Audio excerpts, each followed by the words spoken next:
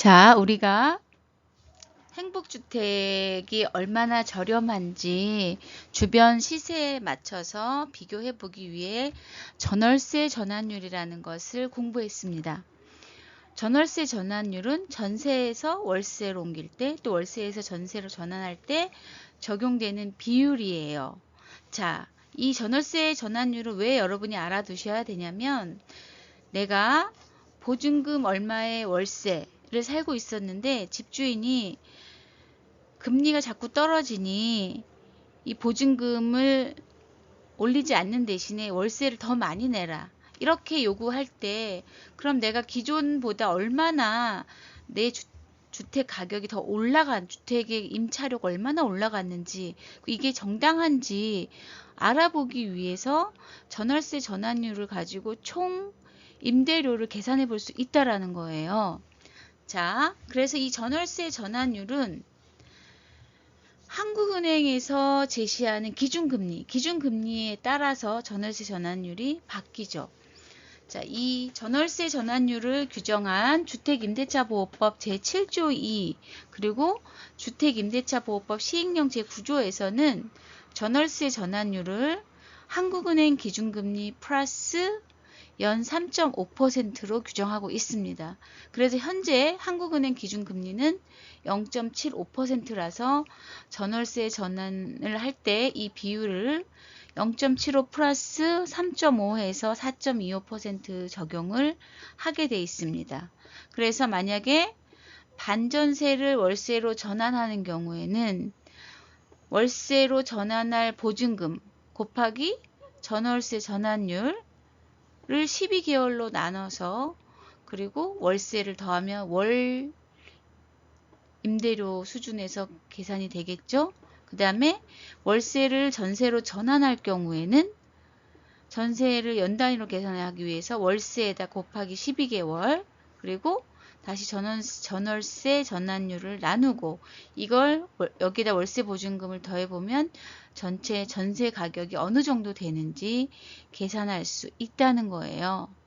자, 그래서 우리가 보증금 1억에 월세 80만원짜리, 또 보증금 1억에 월세 55만원짜리, 보증금 5,636만원에 월세 23만 600원인 경우에 월세로 전환하면 얼마인지, 전세로 전환하면 얼마인지를 비교해서 행복주택의 임대료가 민간보다 51.5%, 또 비싼 경우 73.5%, 이렇게 민간보다 저렴하다라는 것을 우리가 확인을 해 보았습니다.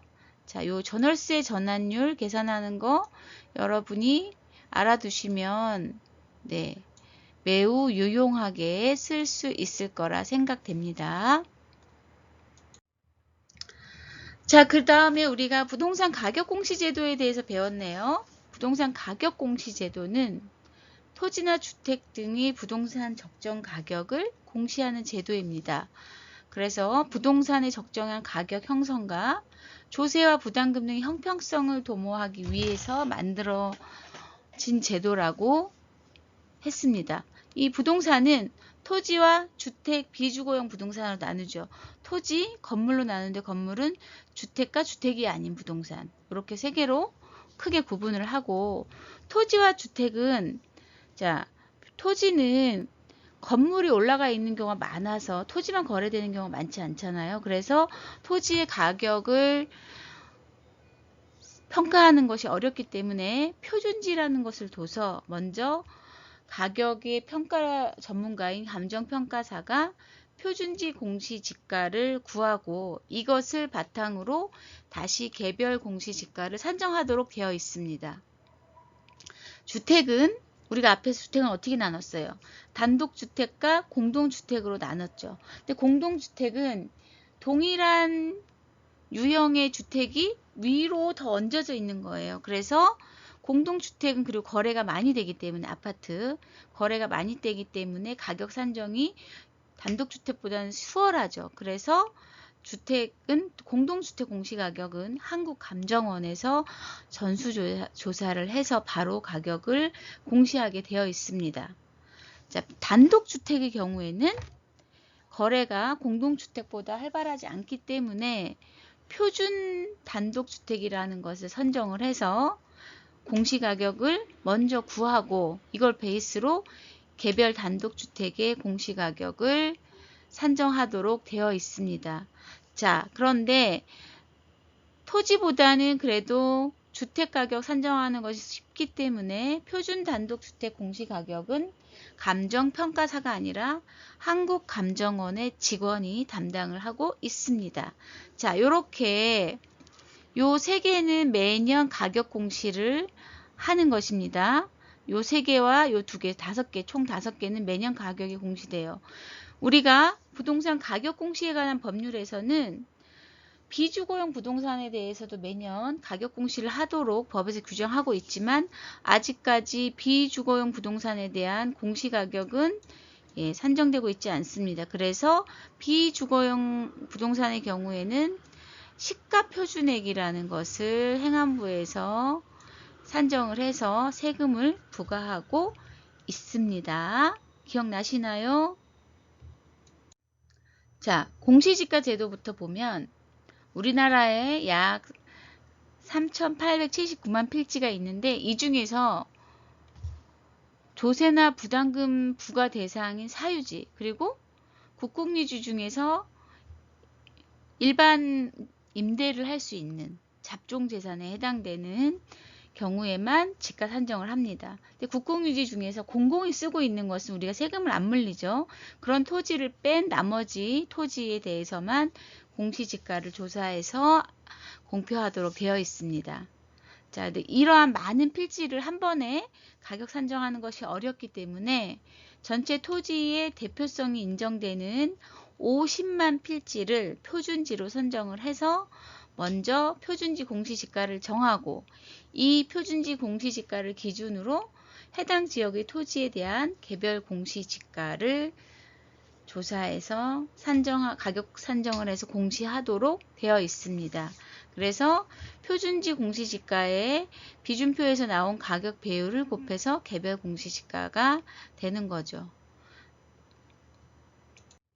자, 표준지 공시지가는 국토교통부 장관이 매년 공시기준일 1월 1일 기준으로 현재의 가격을 조사 평가하여 중앙부동산가격공시위원회 심의를 거쳐서 공시를 하는데 얼마당 가격을 공시하냐면 1제곱미터당 적정 가격을 고시해요.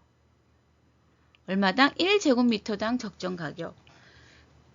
그런데 뒤에 보시는 시가표준액 같은 경우에는 통으로 가격을 산정하죠. 공동주택도 마찬가지예요. 자, 그래서 표준지 가격은 이렇게 산정을 1제곱미터당 한다.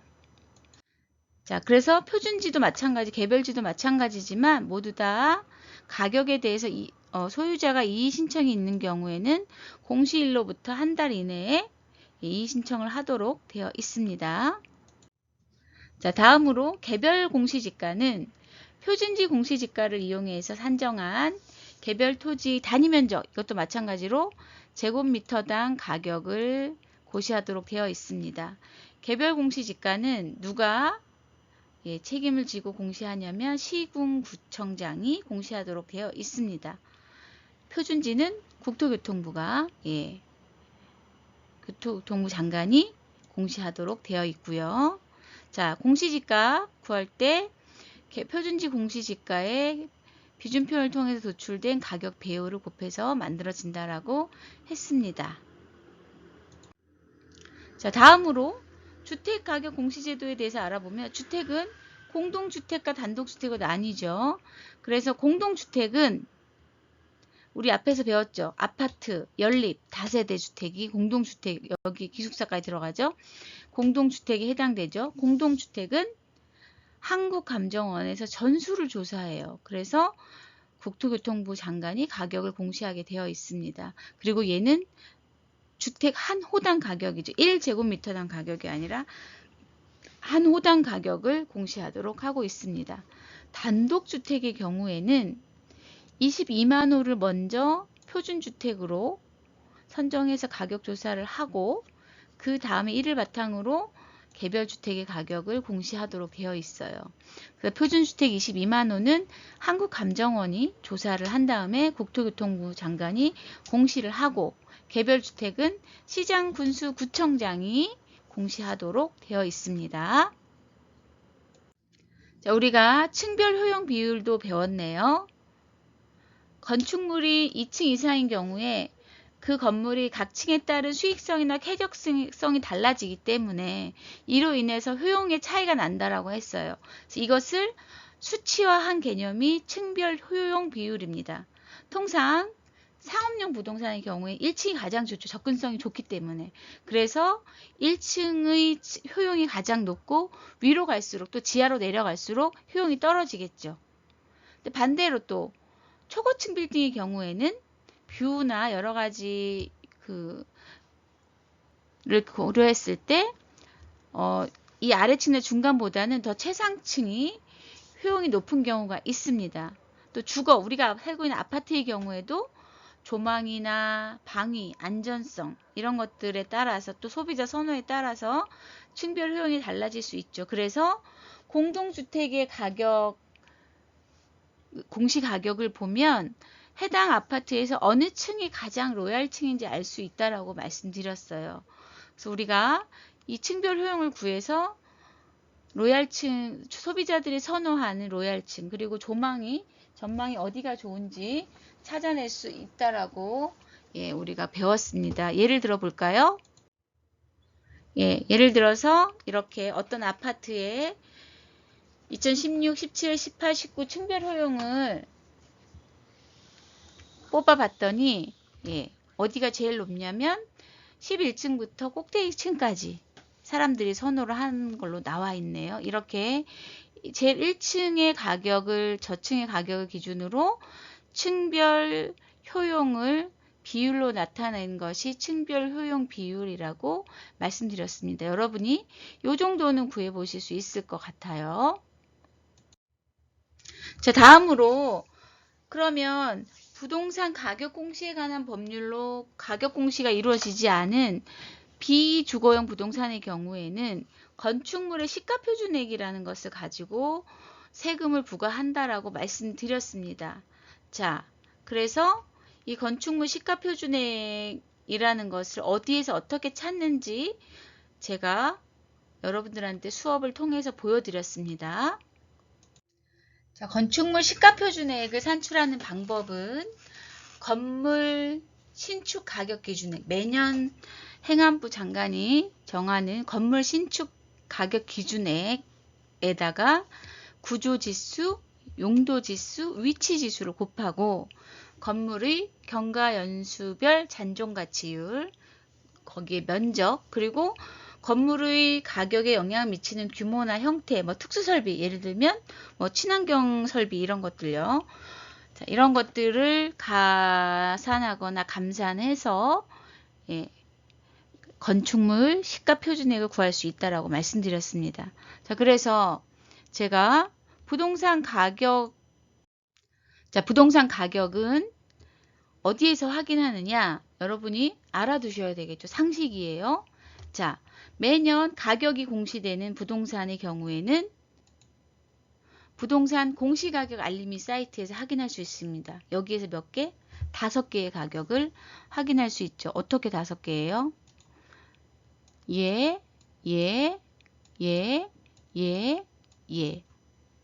자, 제가 만약에 주소를 주고 그 건물이 주택이다. 그러면 가서 어떻게 해요? 개별 단독주택인지 공동주택인지 판단을 해서 부동산 공시가격 알림이 확인하셔야 되겠죠. 그 다음에 매년 가격이 공시되지 않는 경우에 행정안전부 장관이 산정하는 시가표준액, 이건 어디서 확인한다고 했습니까? 시가표준액은 서울시의 경우에는 인터넷 세금 납부 시스템 이택스라는 사이트에서 확인하실 수 있고, 나머지 지자체의 경우에는 국세청 위택스에서 확인할 수 있다라고 했어요. 자, 여러분이 어떻게 이택스와 위택스에서 시가표준액을 확인할 수 있는지 시험 보시기 전에 꼭 한번 연습해보고 들어오셨으면 좋겠습니다. 자, 다음으로 우리가 젠트리피케이션에 대해서 많은 논의를 했죠. 이 젠트리피케이션에 대한 문제들도 우리가 영상을 통해서 보았고, 또 실제로 어떤 사례들이 일어나고 있는지 설명도 했습니다. 이러한 것들을 우리가 현장에서 생생하게 체험하기 위해서 여러분들이 마스크를 쓰고 각 주변에 있는 젠트리피케이션 사례 지역도 답사를 했고 레포트도 쓰셨어요. 그래서 이 젠트리피케이션은 우리 호서대학교 다른 학생들보다도 부동산과 생활경제를 수강하신 여러분들이 너무나 잘 알 수 있다고 제가 알고 있다고 생각하기 때문에 젠트리피케이션에 대한 시험 문제는 내지 않을 예정입니다. 그 다음으로 우리가 상가건물 임대차 보호법과 주택임대차 보호법에 대해서 공부를 했습니다. 상가건물 임대차 보호법은 민법에 규정되어 있는 상가건물 임대차의 특례를 규정을 해서 국민 경제생활의 안정을 보장하기 위한 목적으로 만들어진 법입니다. 그래서 이 상가임대차 보호법에서는 환산보증금을 초과하지 않는 상가 건물의 임대차에 대해서 적용을 해서 이들을 보호하도록 규정하고 있습니다. 따라서 보증금액은 해당 지역의 경제 여건이나 임대차 목적물의 규모 등을 고려해서 5단계로 지역별로 차등 적용하고 있습니다.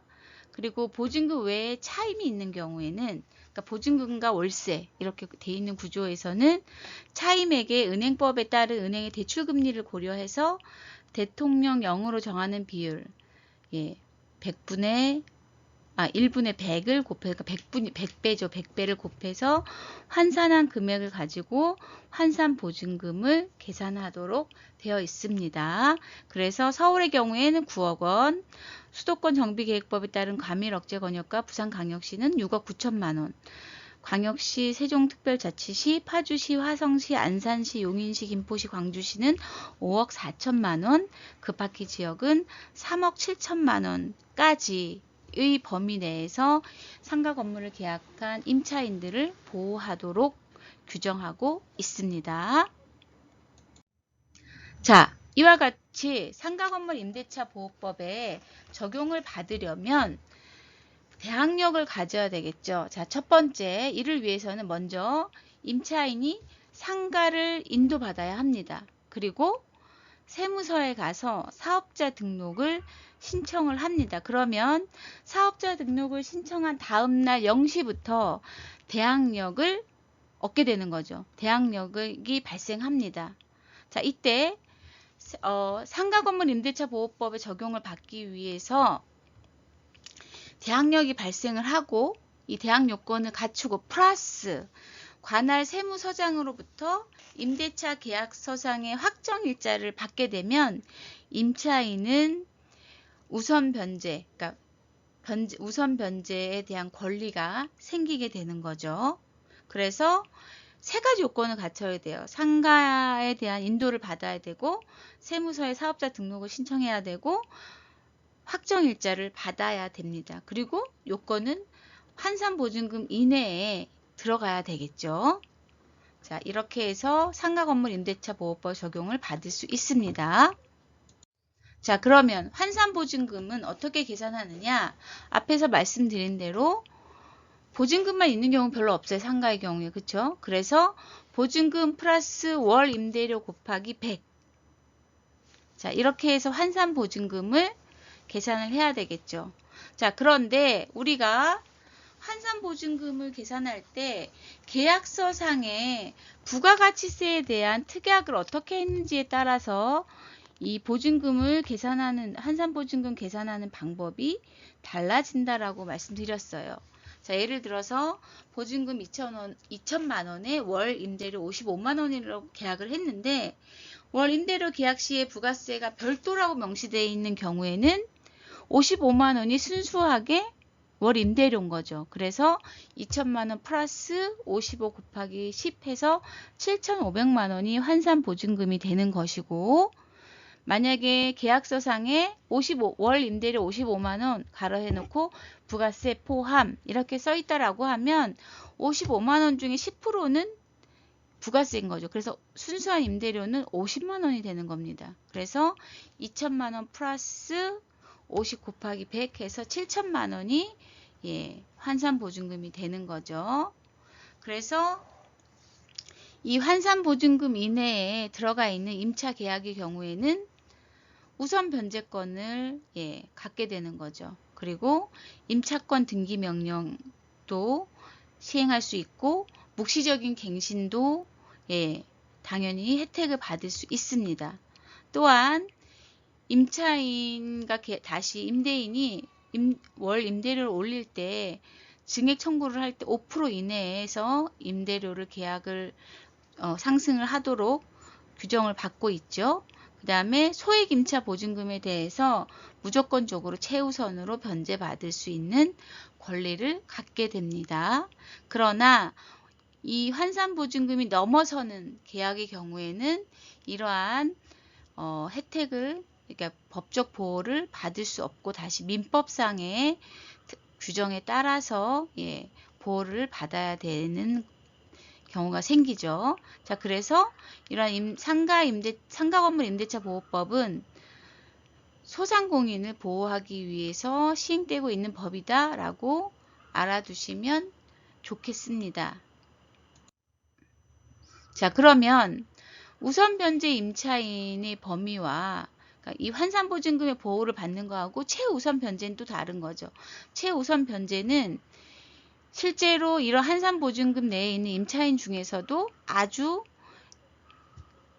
임대료가 굉장히 낮은, 그러니까 이런 낮은 소액의 보증 계약을 한 임차인들을 보호하기 위한 것입니다. 그래서 서울특별시 경우에는 우선 변제 보증금이 6,500만 원까지, 과밀억제건요 5,500만 원, 그 다음에 3,800만 원, 3,000만 원, 정말 소액이죠. 여기에서 무조건 최우선 변제를 받을 수 있는 금액은 전체가 아니라 약 3분의 1 정도밖에 안 된다고 보시면 돼요. 그래서 서울시는 2,200만 원이 최우선 변제 금액이고, 3천만 원짜리 경우에는 1,000만 원만 먼저 우선 변제를 받을 수 있습니다. 그래서 우리가 내가 보증금을 넣거나 계약을 할 때 반드시 안전한 범위 내에 있는지를 판단을 하고 계약을 해야 되겠죠. 이것은 상가뿐만이 아니라 주택임대차 계약에서도 동일하게 적용된다라고 보셔야 합니다. 자, 넘어가 볼까요? 우리가 젠트리피케이션의 몇 가지 사례들을 보면서 제일 문제가 임차인이 쫓겨나는 문제였죠. 그래서 상가건물 임대차 보호법에서는 계약갱신 요구권이라는 것을 보장하고 있습니다. 그래서 상가건물에서 영업을 하던 임차인이 쫓겨나지 않도록 전체 임대차 기간이 10년까지 계약갱신 요구를 요구할 수 있는 권리를 갖도록 해놨습니다. 그리고 임대인은 임차인이 기간 만료 6개월 전부터 1개월 전 사이에 갱신을 요구할 경우에 정당한 사유 없이 거절하지 못하도록 해놨죠. 그래서 아주 예외적인 8가지 경우에만 임차인의 갱신 요구를 거절하도록 되어 있습니다. 그래서 이러한 8가지 사유에 해당되지 않는 경우에는 10년까지는 해당 상가에서 영업을 계속 영위할 수 있도록 계약갱신 요구권이 보장되고 있습니다.